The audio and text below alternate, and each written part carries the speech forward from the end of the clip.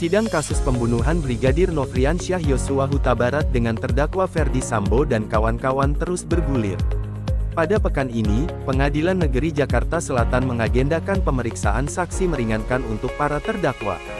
Berdasarkan keterangan Humas PN Jaksel, Juyamto, sidang pekan ini dimulai pada Senin, tanggal 2 Januari tahun 2023 dengan menghadirkan saksi meringankan Ade Cas untuk terdakwa Kuat Ma'ruf dan Ricky Rizal. Kemudian pada Selasa, tanggal 3 Januari tahun 2023, sidang untuk terdakwa Ferdy Sambo dan Putri Chandrawati dengan agenda pemeriksaan saksi Ade Cas.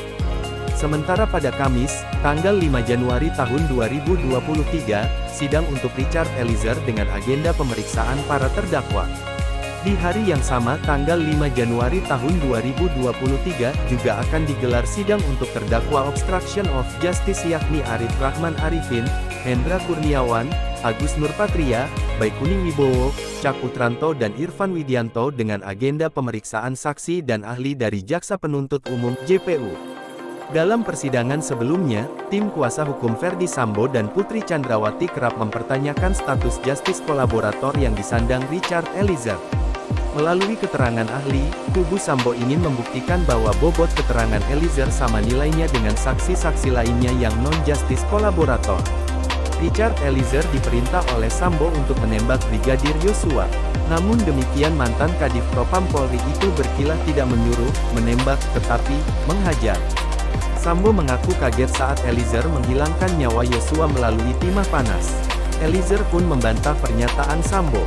Dalam kasus ini terdapat 5 terdakwa yang diduga merencanakan dan melakukan pembunuhan terhadap Brigadir Nofriansyah Yosua Huta Barat. Mereka adalah mantan Kadif Propam Polri Ferdy Sambo, Richard Eliezer, Putri Chandrawati, Bribka Ricky Rizal RR, dan Kuat Ma'ruf. Kelimanya didakwa melanggar pasal 340 subsidiar pasal 338 junto pasal 55 ayat 1 pertama KUHP. Pasal 340 mengatur pidana terkait pembunuhan berencana dengan ancaman pidana hukuman mati, pidana penjara seumur hidup, atau penjara 20 tahun. Sedangkan para terdakwa obstruction of justice dijerat dengan pasal 49 Jo pasal 33 dan atau pasal 48 ayat 1 Jo pasal 32 ayat 1 nomor 19 tahun 2016 UIT. Selain itu, mereka juga dijerat pasal 55 ayat 1 dan atau pasal 221 ayat 1 kedua dan atau pasal 233 KUHP.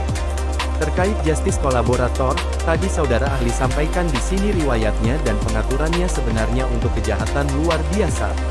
Pertanyaannya, apakah klausul JC bisa digunakan untuk pasal 340 atau pasal 338? Seperti halnya Susila Ningtyas, Mahrus Ali mengatakan bahwa status tersebut sudah diatur dalam undang-undang. Hanya saja, harus ada potensi ancaman atau serangan, serta campur tangan dari LPSK.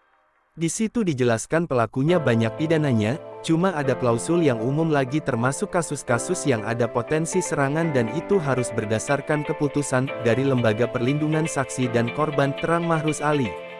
Dalam konteks ini sepanjang tidak ada keputusan dari LPSK, ya ikuti tindak pidana yang disebutkan secara eksplisit di situ, apa tadi?